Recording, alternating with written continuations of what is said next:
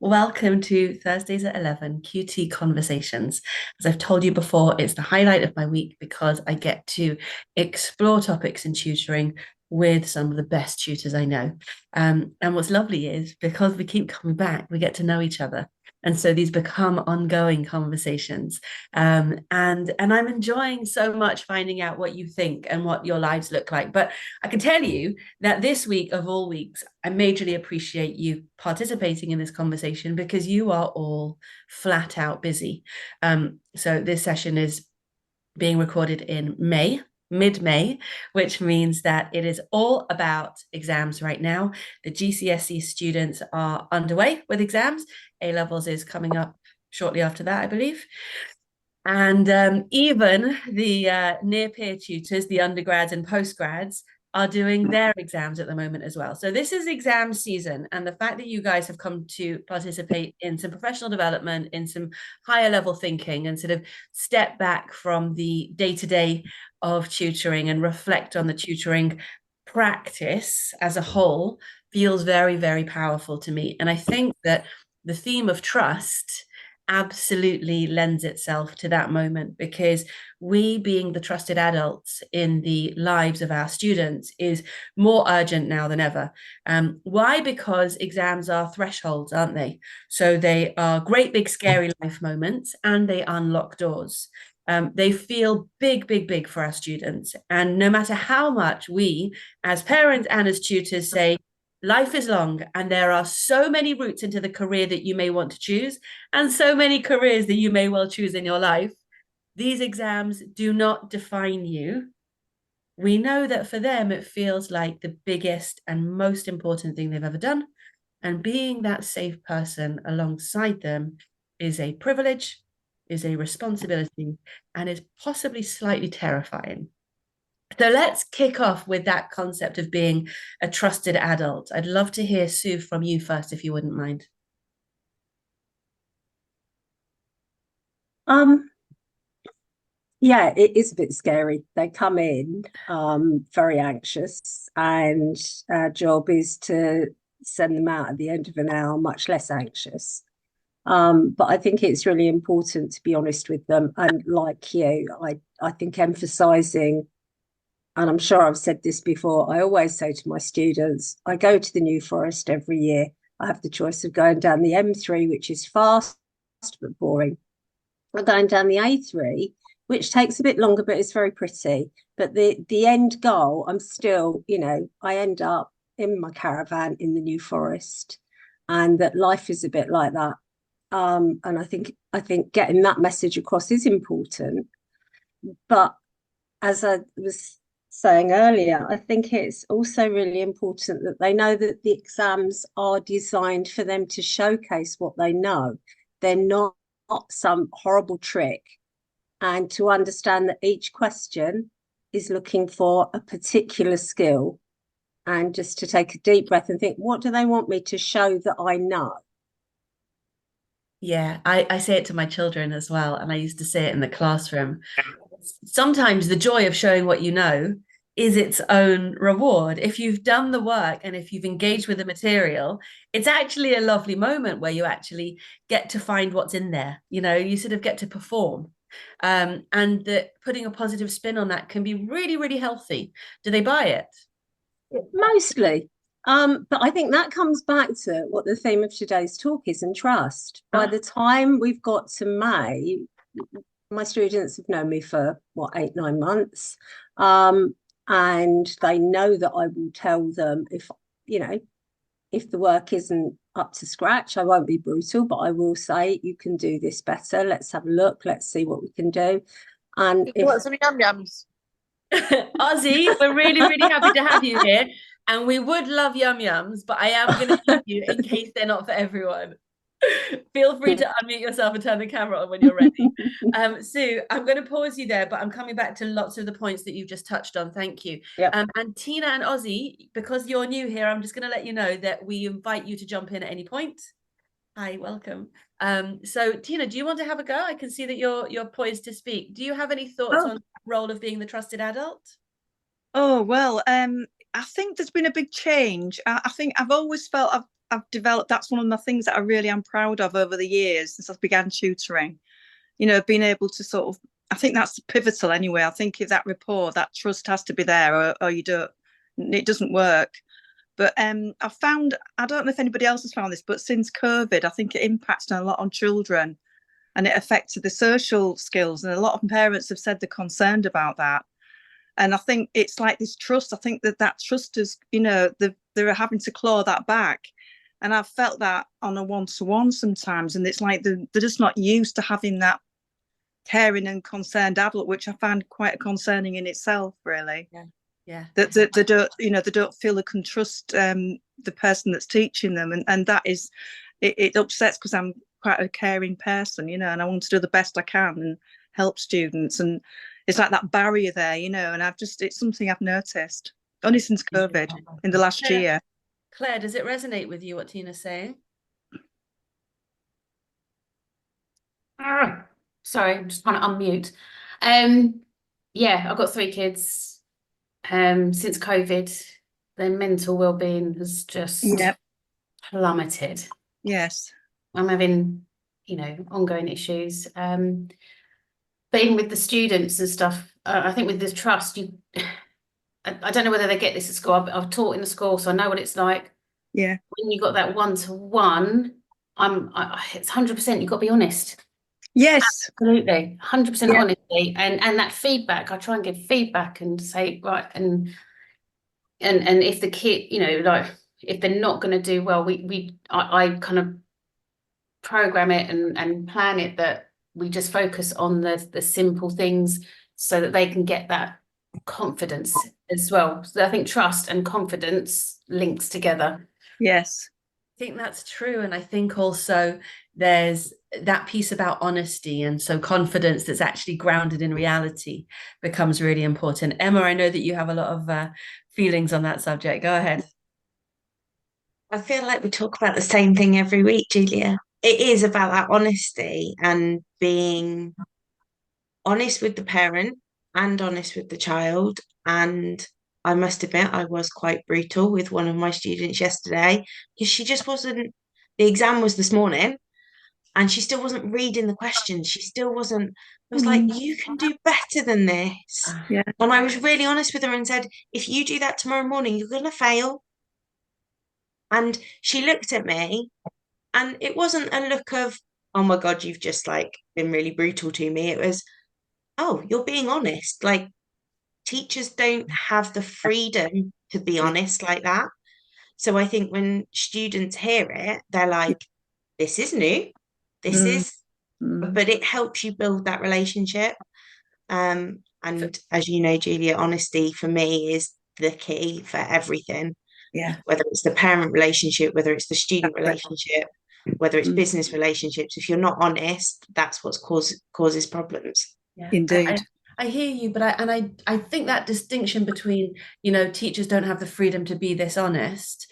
It's not just being able to say it, it's being able to know that it's going to land. Yeah. So Sue was saying they've known me for long enough. They know when I say it, I'm not angry. I'm not tired. I'm saying what they need to hear. Yeah. But when I say the teachers don't have the freedom, like when you've got 250 students through your classroom every day, you can't build the relationship in that way. Therefore, you can't have those honest conversations. You can't have that freedom to be like that with them. Whereas we know them a lot better. Yeah, I think that's beautifully put. And that's, I think, what Tina's getting to as well. That point about we know them better and we have the freedom to get to know them better. And actually we align closer with the parents in that way because we know them almost, you know, we get to know them in ways that maybe the parents even don't know them. And I find that interesting as well. Claudine, what are your thoughts about the trust relationship with students? Oh, I've got so many good notes here. I've had a few slightly different experiences to everyone else. Please share. I every year I seem to get at least one student who comes to me desperate because their teachers told them that they're going to fail. So the teacher's been brutally honest, but it's always the same thing. It's always one of the ones who's in a lower set because they're just not that mathematically inclined, but they're stuck in a set with all the students with behavioural issues. Mm. So the poor teachers, they're firefighting all the time, trying to maintain control. And those that want to learn don't really have a chance. And then I suspect it's actually the same teacher that this has happened with several years running with different students. But it seems like it comes to after the mocks in February, and it's a disaster for everyone. And they just say, well, you're going to fail. And I find that, well, I find it quite upsetting, really, because the ones that I see, they're quite capable of getting a 4 on the foundation paper. They just needed a bit of encouragement and, to get their confidence back. It occurs to me that what that teacher was actually saying is, I'm going to fail you. Yeah, that is what it translates to. Yeah. And the word fail is quite demotivating in itself anyway, if you actually said that word. It is. Yeah. Although Emma used that word yesterday. And she used it really intentionally, and we may well find out that the student pulled a finger out this morning. It comes back to knowing the student, though, doesn't it? That's right. Indeed. There are some students, there is no way I would have said that to them. But this student, like, she thrives on banter, she thrives on honesty, she thrives on... So for them, for that student, that worked. Using the word fail gave her the shock she needed to reboost her. Whereas the student that Claudine's talking about, I would assume from my own experience teaching bottom sets, is one of those students that's quiet and would be destroyed by that comment. And therefore you wouldn't, it's knowing your student. And again, that teacher has got 240 students coming through their class. Did they just lose 10? They had 250 last time. Did you just lose 10? Oh, did I just lose 10? It's around about that figure. Depends on your school. We're talking bottom sets, the ones so students, isn't it? You've only got 15 in a bottom set. You've got 34 in a top. But yeah, like if you've got that many students in your room, you can't know them that well. You can't. Something interesting just occurred to me this week. So my 14-year-old daughter has just been moved to the top set in science. And she says, I know, right? And she says, it's really weird. It's like everyone wants to learn in this group. And what occurred to me is she didn't know, because she'd never been in top set. So she didn't know that it was different to second set. Right? Those kids in bottom set think that every maths lesson is a circus. They don't know that when you get higher up and people are actually concentrating on the material, it's much quieter. So they haven't even got any context for what a different kind of maths lesson could look like. That's an interesting thing. Nicola, we've not heard from you yet. And I would love to hear about not just being the trusted adult, but actually moments where there's breakdown in trust. Do you have any of those ideas for us? Yeah, I mean, it's a tricky one, isn't it? And it does, as Emma was saying, boil down to those individual relationships that you build with students over time. I've noticed that a few students this year, more than previous years, are the self-sabotage in the language that they're using. And I've been calling them out on it and just saying, you are totally self-sabotaging here. Why are you doing this? Because you are A, very capable, B, you've shown me in the past that you can do these things, but you've got yourself into some kind of panic spin. So let's just slow down. Is that a skill that you've always had, to identify self-talk? And really that's mental health support, that. Yeah, I mean, I've recently been involved in coaching elements that are really interesting, and I have found coaching quite difficult, and mentoring is my natural comfort zone. Yeah. But in actual fact, it's been really powerful and impactful for me to step away and allow the time and the space in the pause, so that the students can articulate a little bit more. Initially, they'll say, I don't know, but then they get there. And that's been useful. But then I know I've taught them and tutored them long enough to be able to call them out on the sabotage and what they can then do about it. It's a tricky one to then make myself ask the coaching question, what can you do about it, rather than me make suggestions. But I've found that really useful. I think that's really helpful that you've brought in the element of coaching, because there's a lot of trust in that pause. There's a lot of trust in silence, where you're waiting for somebody else to do their own thinking and you're giving them the freedom and the opportunity to do that. You know, we know the statistics that a teacher in a classroom waits 0.7 seconds, but actually 3 seconds is what you need for actual thinking, for deep thinking and coming up with new ideas. So do we give our students in a tutoring context more freedom to trust themselves? Do we give them more trust, to do their own heavy lifting? Dee, what are your thoughts? Yeah, I think so, definitely on that. Sorry, go on. Does somebody want to jump in? I've students, I call my students out when they answer a question from me with, is it this? I say, well, what do you think? And then getting to them to a place where, when you give me an answer, I would like you to make it a statement. And then they are, I'm glad you brought that up, they're now trusting themselves. Yeah, that's exactly what So the self-confidence is wrapped up in them trusting themselves to know it. So and most of my students will always answer a question. So what is 2 + 4? And they'll say, well, is it this? And I'll go, well, what do you think? And then get them to, they say, well, yeah, I think it is. I say, so why is it? And now we're asking them to dig a bit deeper, and they're now revealing to themselves that they do actually have that understanding. They can actually explain why. This is getting really juicy now. So and I'm going to have to run away now, sorry, because I'm teaching shortly, but I'm glad I got to contribute. So am I. Mary Myatt's high challenge, low threat, is a really interesting concept. High challenge, low threat is how we build confidence in students. High challenge, low threat is how students learn to have a go and trust themselves. And we, providing material that is high challenge, low threat, as opposed to what often happens in the classroom, unfortunately, and often with exams, which is low challenge, high threat. So all of a sudden, we have the opportunity to create this stretch in students where they start discovering what they can do, but they have to trust us not to create a threatening environment or to create a safe culture where they can have a go. Does that resonate?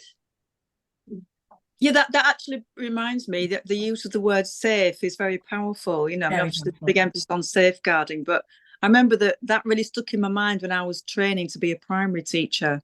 That the main responsibility, the main role of the teacher is to provide a safe and stimulating environment. You know what? There are so many environments that our young people spend time in that do not feel safe.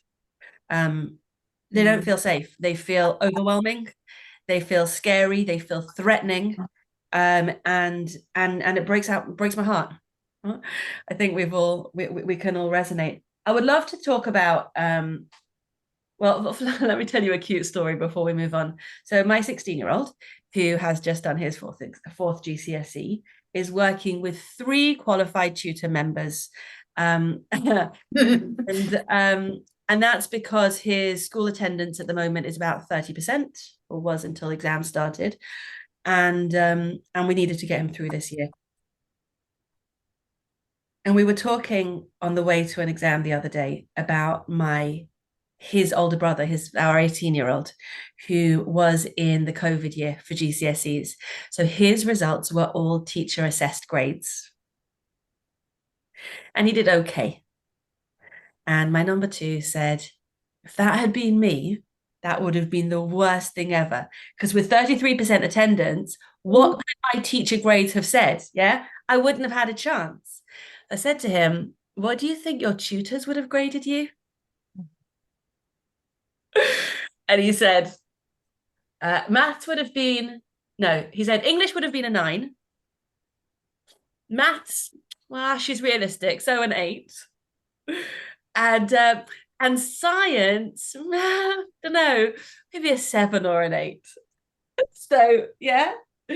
So I think what's really interesting about that is that he has a sense that his tutors know him in a way that his teachers haven't had an opportunity to. What does that sound like to you guys? Very true. You can't get to know everyone in your class, and they all learn differently. And this is why I can't emotionally teach kids, because I just want to teach, but you can't when there's a big group and you want to get to know them. This is why I love tutoring, because you get to know that student. I've had one student for 5 years. He's doing his GCSEs. Oh, it's gonna be sad because I tutored his sister as well, and it's actually sad to come to an end. I'm gonna miss them, you know. Relationship. Yeah, and you just don't get that teaching. You guys have to forgive me. I've got a returning GCSEer at the door. Please. Oh. I've got to let him in. Yeah.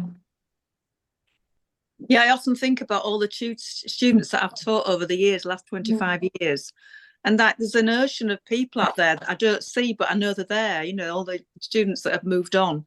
In fact, I saw a student that I taught about 15 years ago, and he was only 8 when I was teaching him, and then I saw him about 5 years later, and I was unrecognisable. He was a tall 19-year-old, you know. And they come up and go, "All right, miss," and I'm like, "Huh? Who are you?"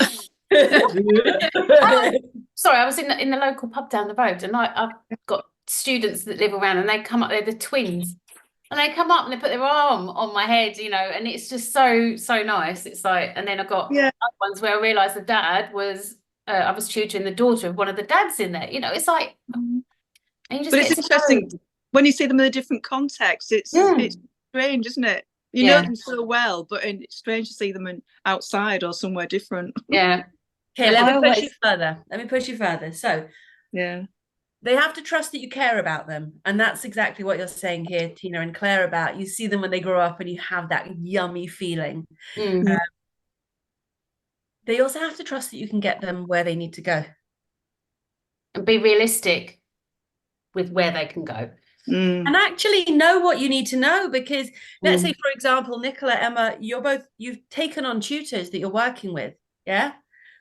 There's a trust piece in that, in terms of, are the tutors going to be competent to take the students where they need to go? It's an important question.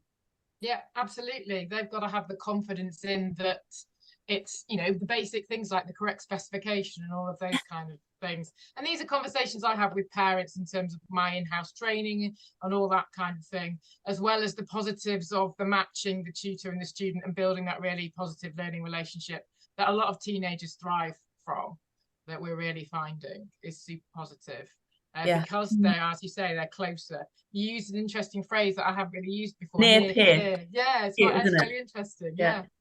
Really So for me, I think that's really important, that, you know, building trust and a trustful relationship with a student is not merely getting on well with them or getting to know them. It's also being able to take them where they need to get to, being able to deliver on their expectation. And as you just said, the first port of call with that is the parents, because your first conversation is almost always with the parents. So how do you jumpstart a relationship of trust with a parent?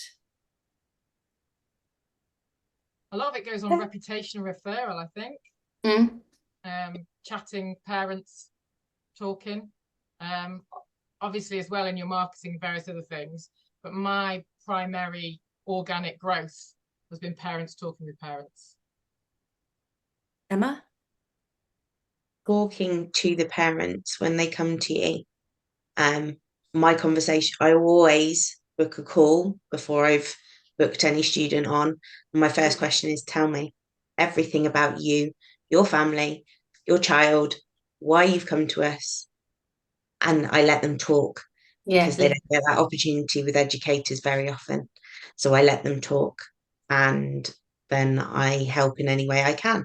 Sometimes that is by directing them to our tutors, and sometimes that is directing them away from our business, which is what I did with one the other day. We weren't the right fit, so I sent her away and told her where to go instead. Isn't that an awesome piece of trustworthiness, to not take the work? Go ahead, Claire. No, I'm the same. You've got to get to know, listen to them, and then assess. It's like with my business, so they come and go, I want this, I want that, and I'm like, well, we don't do that, but I know someone that can. Yeah. And I don't ever push the sales because it's got to fit. Yeah. What they want has got to fit. Yeah. And I might not have that, but I know someone that does, sort of thing. Yeah. For me, when you say listen and when Emma says, talk with them, it sort of makes my heart thump, because with my mummy hat on, I know how vulnerable I feel when I turn to a tutor. I know how much I need somebody to help my child and how high stakes that feels. Sue, what are your thoughts on that?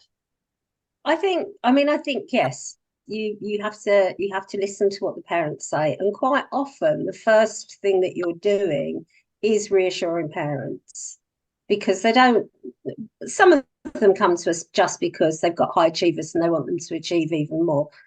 But the vast majority of the students I get are because parents are concerned their child isn't going to meet the desired outcomes. So there's a lot of listening and soothing the parents before you ever get to meet the children. And occasionally at that point, long before you've met the child, you just know that you're not going to work well with that parent. Okay. And I don't think I used to think it was brave saying, I don't think that my style of tuition is going to suit you. But it isn't, because if you actually take on people that want, so we've talked about I'm very reactive, very laid back.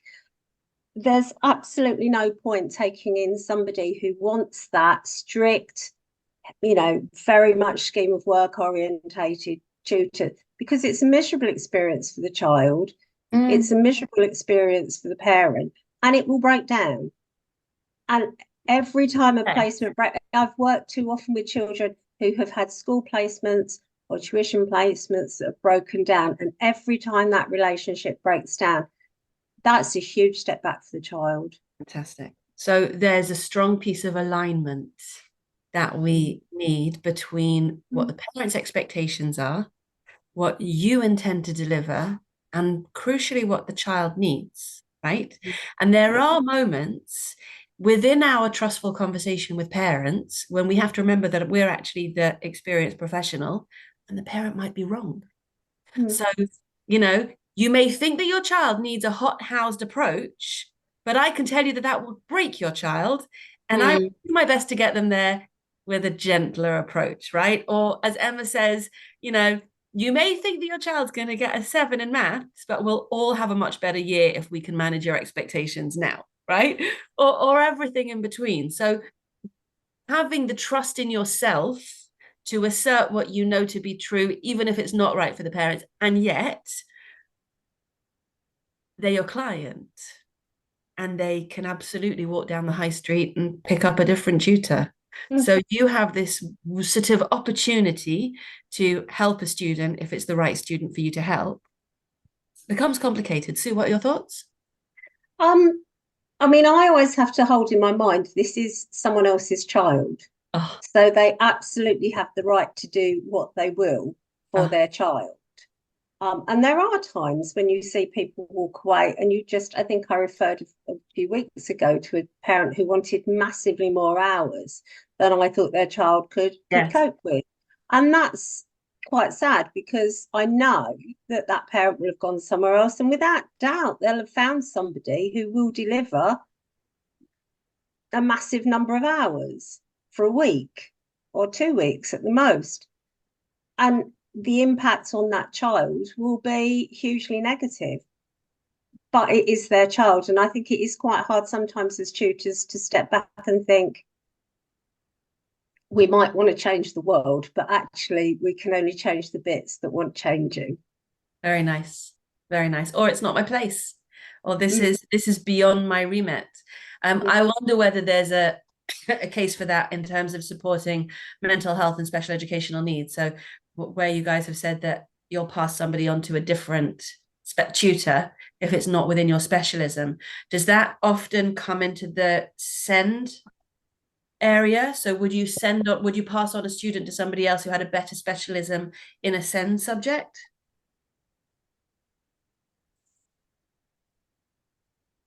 It depends on the special need. Go on. I mean, I work with children with a range of special needs. I quite like it. I find, what is the term that our friend, she's not here, is she, uses neurospicy. Yes, Jenna. Where's Jenna today? I find those children more interesting. And I'm quite happy if I can crawl on the floor and do something like that. But if we are talking about severe communication issues, that's the point at which, yes, I know my limitations and would have to say. Yeah. I'm also lucky though, my daughter works in a special needs school, behavioural school, SEMH, and so I'm able to pick up a huge amount of CPD and specialist knowledge through her. So that's really interesting. For me, this conversation of trust is intentionally at the end of a long line of different discussions, because quite rightly you keep referring back to them, Sue, because when we talk about parents, it informs trust. When we talk about SEND, it informs trust. I think also professional development. So for us to be trustworthy tutors, we need to be taking responsibility for our own professional development. We need to go and seek out the information that we need to know, whether it's exam spec or whether it's behavioral management techniques or understanding what underlying causes there are. So Tina, can I call on you here and ask about how you make sure that you are worthy of your students, your clients' trust by continually skilling up?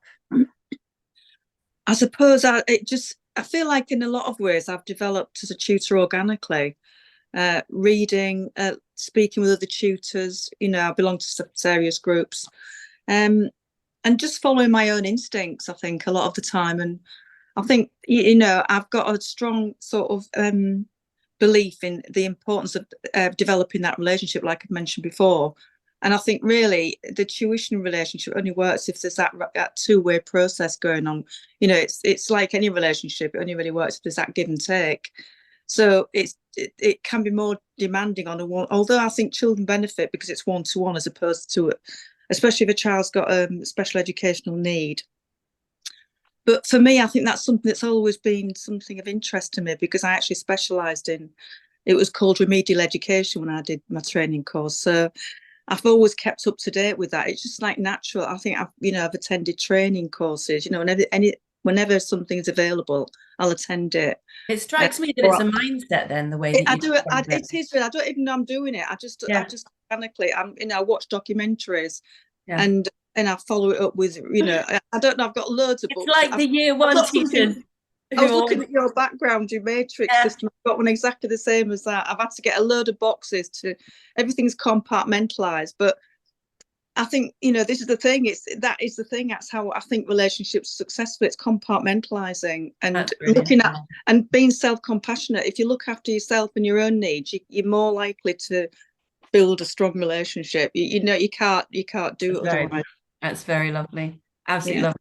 Well, I'm sorry, I got excited and I spoke over you for a second there, because I was remembering my favorite year one teacher who never let an egg box pass through her hands, because she always needed to collect it for whatever project she was coming up with next. I'm like that, a magpie. Mountains of junk modeling resources just in case. It's a mindset, it's a way of being.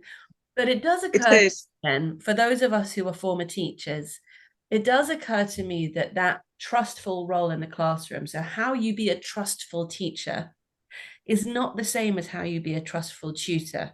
And some of us in this room have already said, God, it's such a relief to be able to deliver what I really want to deliver as a tutor that I couldn't deliver in the classroom.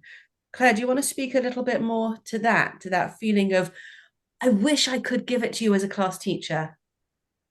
Yeah, it's one of the reasons I left. And I feel as a teacher, it's more behaviour management. You spend half the lesson trying to calm down, sitting down, and it links back to students that have been told they're going to fail. So why should we be here? Why should we learn? We're not going to pass. So, and I had a whole class like that.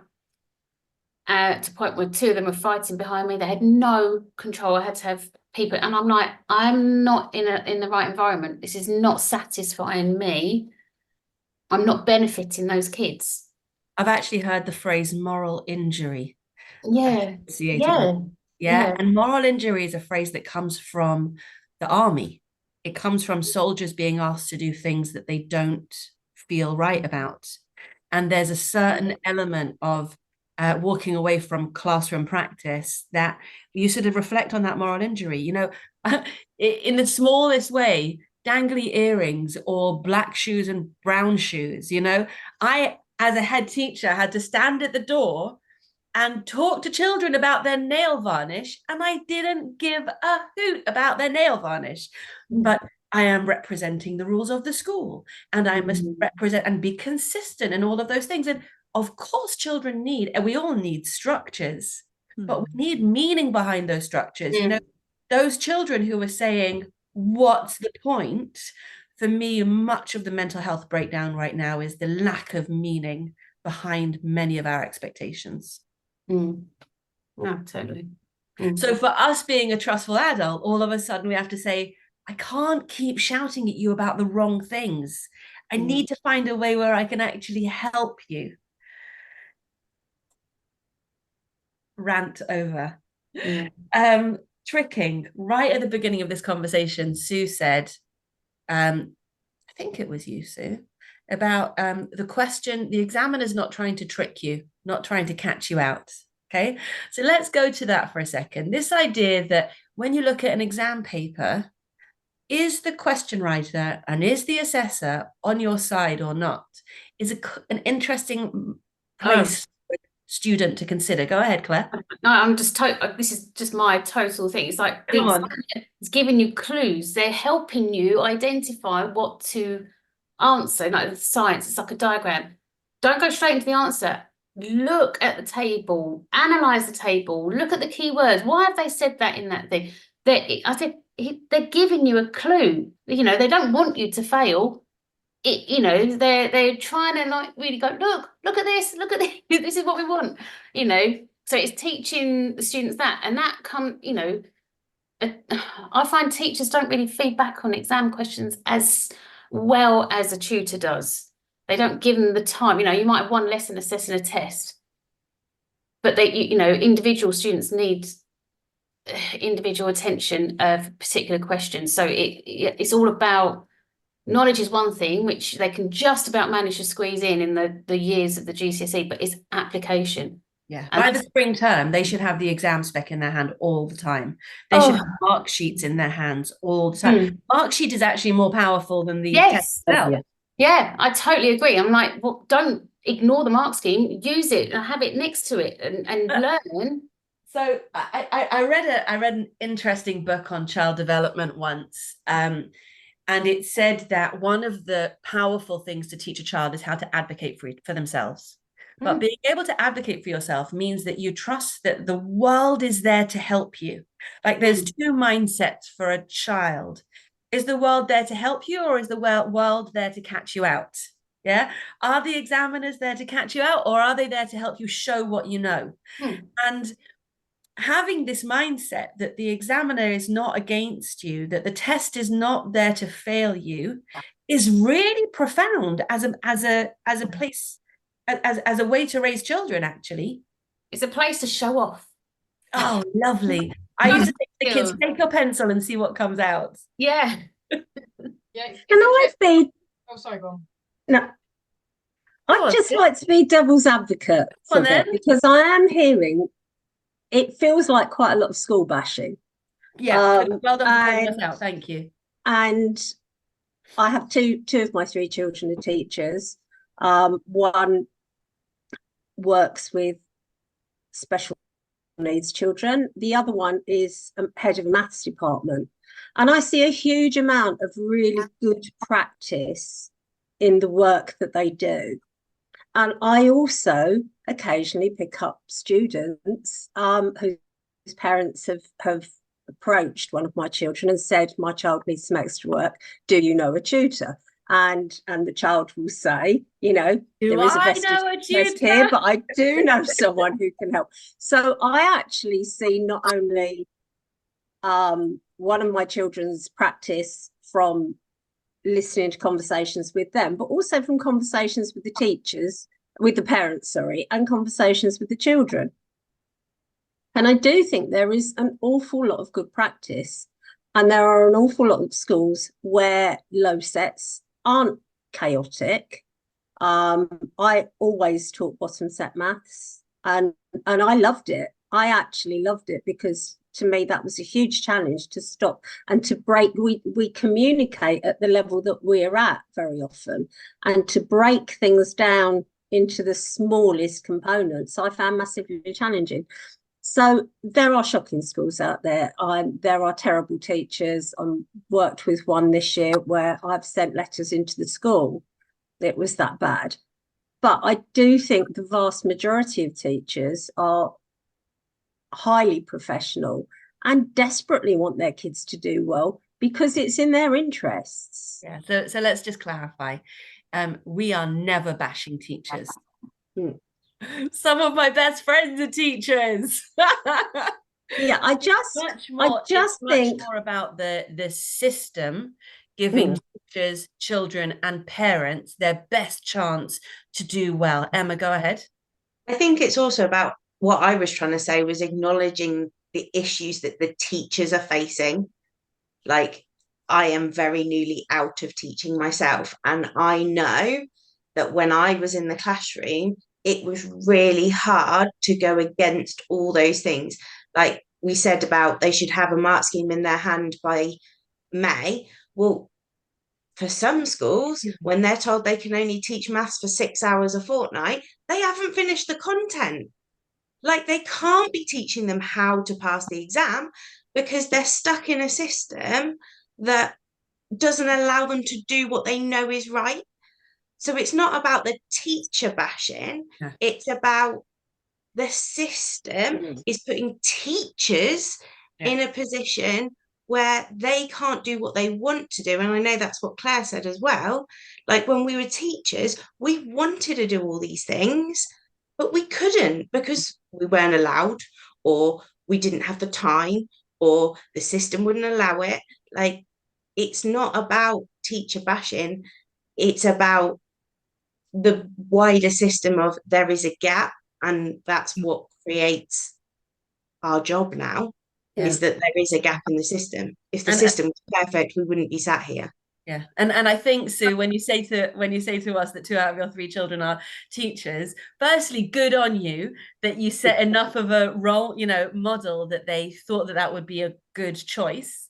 But secondly, let's make sure that they have a better experience than some of us. So our, the QT model of safe, skilled and supported, which Qualified Tutor makes sure that tutors feel safe, skilled and supported. But when I was a school leader, my job was to make sure that my teachers, all the adults in the building, felt safe, skilled and supported so that they could be highly professional and deliver the best work for the students. So rather than micromanaging what they were delivering, my job was to make sure that they were in the right environment and the right culture to do their best work. So making sure that they could ask questions and felt safe about that, trusting that I wasn't going to jump down their throat or laugh or anything else. You see that with safeguarding reports, right? Should I report this? Well, the answer is always yes. If you have a safeguarding concern, the answer is always yes. But in order to make that happen, you have to have a safe culture where people know that it's safe to make a report or report a concern. Making sure that teachers feel confident to access the right skills, tutors feel confident to access the right skills, to say, I'm actually not great at teaching equivalent fractions. Can somebody sit down with me and show me how they do it? Yeah. And also supported. And for me, supported is not just having people around you to cheer you on or challenge you. It's also being that person for somebody else. So we find in these conversations, don't we, that we actually get to show what we know. And that becomes part of the joy, is we develop our own thinking by being the giver. That's who we are as educators. So building up cultures where teachers and tutors can feel safe, skilled, and supported is going to be the thing that will make a lasting difference for our students. And all of those things come down to trust as a bedrock. Can't expose what I'm not sure about unless I feel safe, unless I trust that people will help me. Claire, what are your thoughts?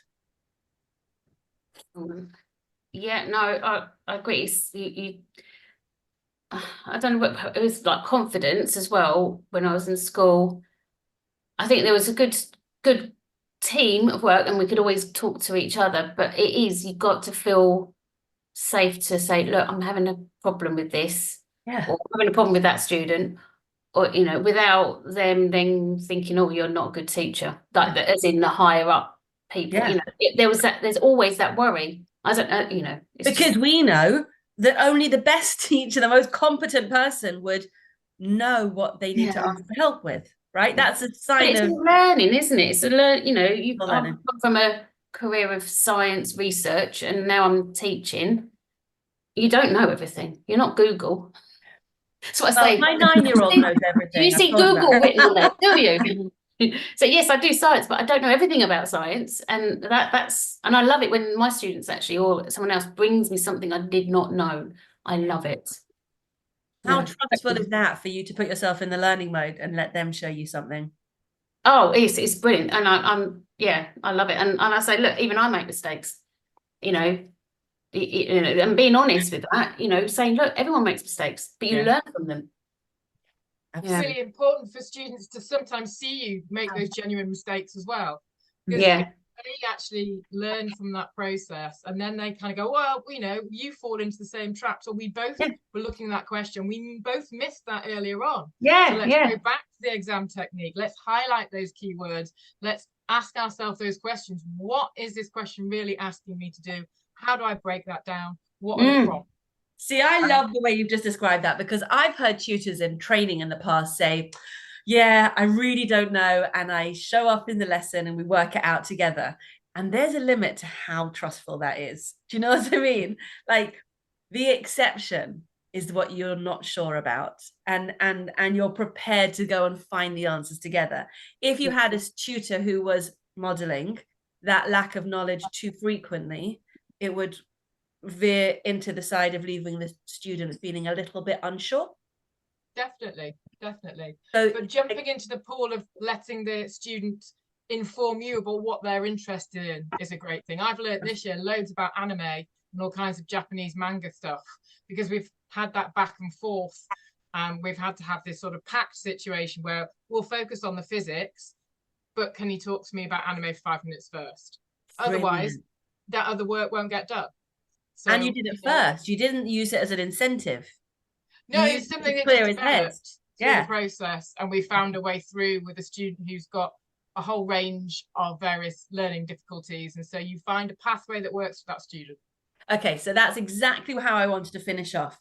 One technique from every tutor in this room about how to build trustful relationships with students. And I'll take from Nicola that pact of building a you tell me about anime and I will tell you about science turn-taking relationship. Sue, one top tip for building trustful relationships with students. Specifically to my English Kent test students, obviously it doesn't work with maths. I always ask them to write a paragraph for me about the thing that interests them most, so that before we start sessions, they're telling me what their passions are.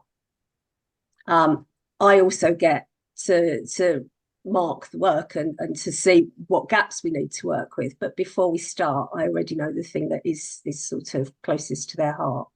That's lovely. And I love the focus on passion rather than hobbies.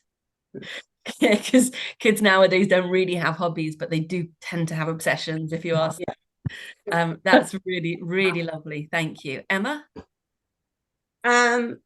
Conversations, again, getting to know them, but more specifically, like the first lesson I have with a student, I ask them what their targets are. Nice. Don't want to know what the school target is, don't want to know what the parent target is, I want to know what they want out of tutoring. And that starts off that trust with them, that I'm interested in them, I'm not just there being paid by the parents. I do care about what they think too. I'm really, really curious how that makes the student feel in the moment, though. Is there a tension when you first speak to them like that? They're usually shocked because no one's ever asked them before. And they have that moment of, it's a bit like when you're being coached. It's that feeling of, she's asking me what I think. Oh. And sometimes we have you can think about it and tell me at the end of the lesson. Or sometimes it's like, well, actually, my target's a 7. Let's delve into that a little bit more. And you go into the coaching of, is that what you want? Is that what you're being told you need? Is that, and you go into it. And then by the end of the conversation, they're like, actually, I'd be happy with a 5, or I'd be happy with a 6, or I need a this to do this. And it actually hones them a little bit as well. That's really interesting. That motivation. That's really interesting. So you're finding that intrinsic motivation as well by giving them that space. And thank you for tying it back to coaching. I think that was really important. Tina, we're looking at strategies for building trustful relationships. Go for it. Well, I think it's a step-by-step process. In my experience, it's something it can't just start. We're not robots. I think the thing is, we've said before about that national curriculum is quite prescriptive. And I think a lot of teachers get drawn into that. They feel they have to perform, which of course then children also feel they have to go through all the loops and the hoops, should I say. And I think that is what maybe over time erodes the trust in themselves for the teachers and also for the students. And that is the whole process, I think. And that is sad because I think it is about that autonomy. I was thinking that was the word that came to mind before, when we were talking about, the role of the teacher and how, that we can, if we're not careful, think it's the teacher's fault, but they're part of the system. And it is a process. The key thing which I really emphasize as a tutor is that it's a process of learning. It's not about what you learn and when and how quickly. It's about developing at your own pace. So that, I think, is the essence of developing trust, because we're not dogs. We don't jump through hoops. We don't work like that. We're all in different situations. We're all individual. Yeah, Tina, I think what I'm hearing there is, again, it's a mindset for you, and it probably overflows from you into the way that your students work with you, and sometimes that can be really refreshing. I do think it's interesting where you're saying about autonomy.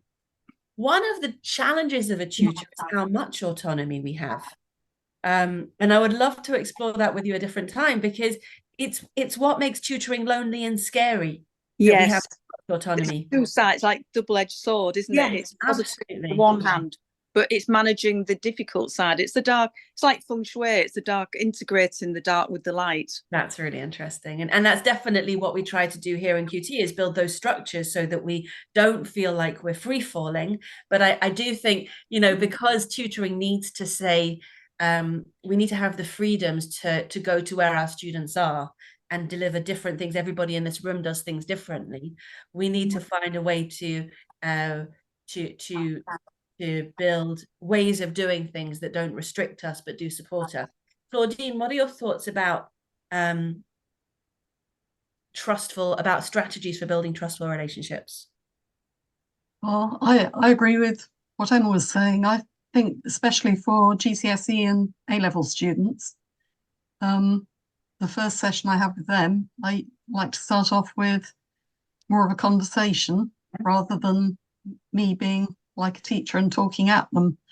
I think, it's really important to set off on that path where you have a conversation. It's 2 ways, and you find out how they're feeling about, in my case, it's maths, and what they hope to achieve through tutoring, whether it's scraping a 4 or they're desperate to get a 9, whatever it is they want.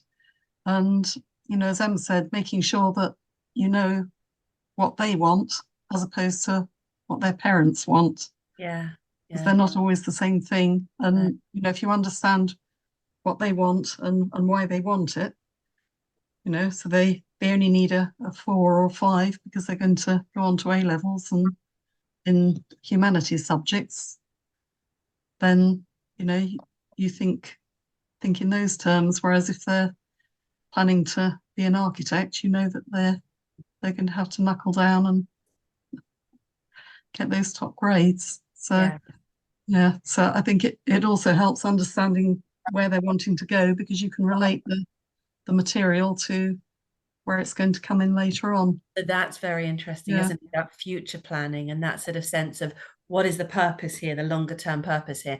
It occurs to me that role of the facilitator, and there's a sort of power balance shift, isn't there, in that conversation that both of you are talking about. Claire, we're running out of time. Go for it. Well, I'm kind of agreeing with everybody, to be honest. I think you need to build that just a tail and let them talk to you so you know where they're coming from. Yeah.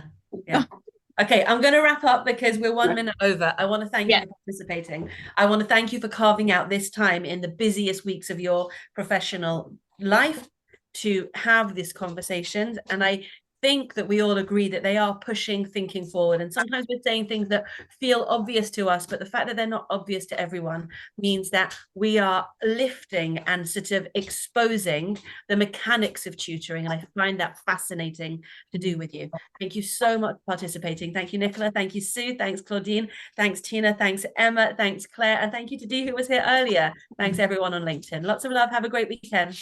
Bye.